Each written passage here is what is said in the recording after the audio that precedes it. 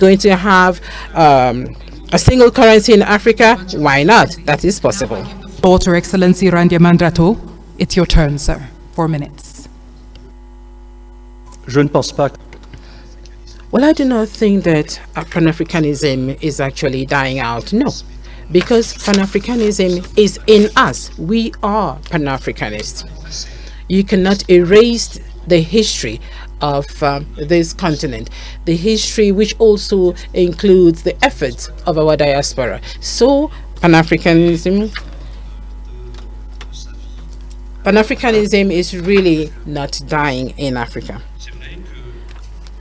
It is true that we all have a huge responsibility.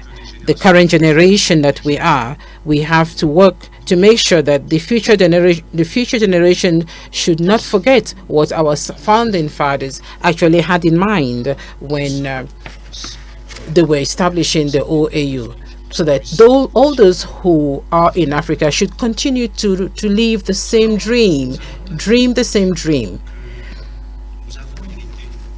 We inherited this continent from our founding fathers, and we have the Africa that we want. The Africa that we see is the Africa where we live in, and the Africa that we want is the Africa that we want to prepare and which we must prepare. And so there is a clear difference between the Africa in which we are and the African Union, which is our own home, the common house. And if the African Union Commission does not put in the right resources, the human resources and the financial resources, even the diplomats and the military, we will not get to where we want to be. And so I am of the opinion that it all depends on the will of the people to go beyond the challenges that we face today. We all know the problems of our African Union today. There are certain aspects that do not meet the expectations of the people. For example, the SACA audit that was prepared by experts proposing reforms that have to be undertaken. We also have reforms that were undertaken in 2016. So we need to undertake those reforms to ensure that the African Union can actually rise to the challenges. The regional economic communities also have a role to play. I went to COMESA for several years and actually saw the efforts undertaken by countries of COMESA and East Africa, and we see Tunisia, Egypt in COMESA as well, and this will continue. We have the Abuja Treaty actually defined gradual integration at the regional level and then the continental level, and I know we will get there.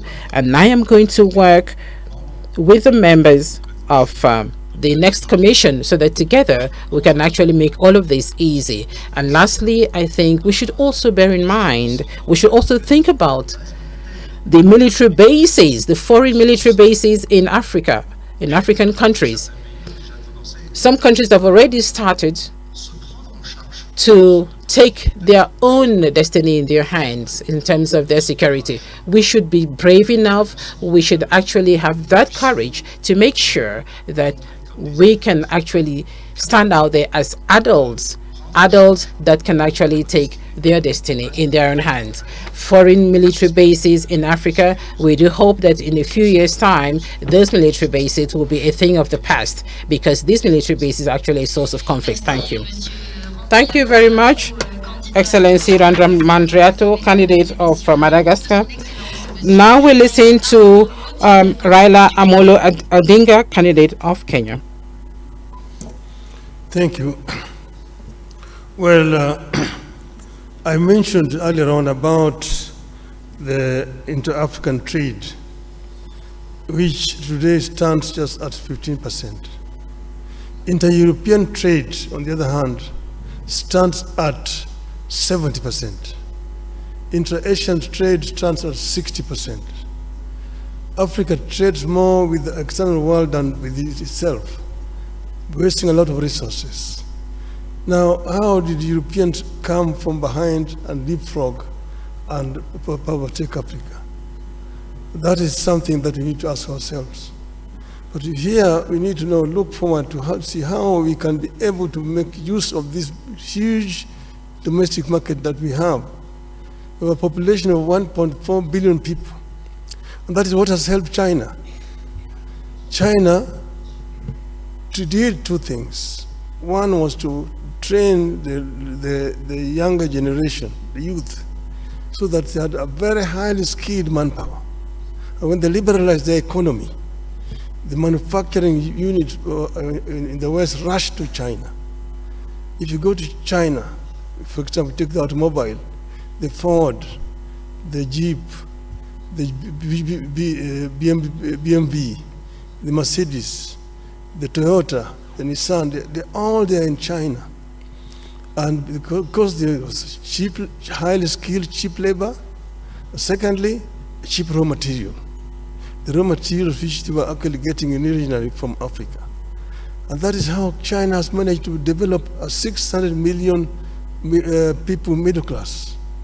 Africa can be able to fill the gap which is being left down there by China by actually coming together and opening up. So we need to come together as Africa and create an African market which will be able to attract investors to come to our continent. Africa is the youngest continent in terms of population. 70% of our population is below the age of 35. That is a big bonus. It can be a bonus or it can be a curse. If the youth are not empowered, given requisite knowledge and skills, they become a drug to society, drunkards, drug addicts, and criminals. But empowered, they become a real source for wealth creation. It is a pity today that many African youths drown in the Mediterranean trying to seek greener pastures in Europe because we have not created conditions that can retain them here. Now we are saying that we want to create a situation where every African youth must be connected to the internet and using the artificial intelligence and information technology, we can be able to give this youth opportunity to work anywhere in the world when they're staying here on the continent. This is something that we are going to address, empowerment of the African youth, and together with the African woman, so that we create a workforce that will be helped in terms of wealth creation on the continent. This will enable Africa to leapfrog and to catch up with the rest of the world. I'm saying that I want to be a vehicle to be used to help Africa to get there. We will work together with all the leadership in the continent so that Africa moves. Thank you, Your Excellency. Thank you very much, Your Excellency Raila Odinga, finishing us on the third round. And now we move into the fourth and final round, and I give my sister the opportunity to open the envelope and tell us what the first or the last question rather is. Ladies and gentlemen, as a form of a